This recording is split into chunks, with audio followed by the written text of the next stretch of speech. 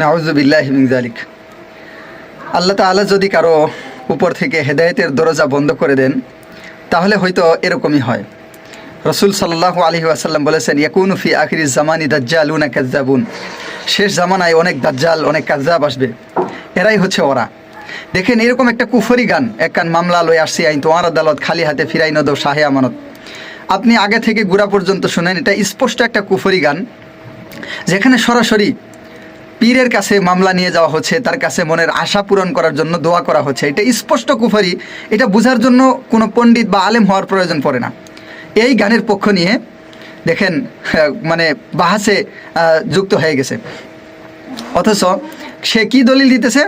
এই দুনিয়ার আনাচে কানাচে উমুক তুমুক এই সেই, যার মূল কোনো বিষয় নাই, না আছে কোরআন থেকে কোনো দলিল, না আছে হাদিস থেকে কোনো দলিল, এই বিষয় সম্পর্কে কোনো দলিল।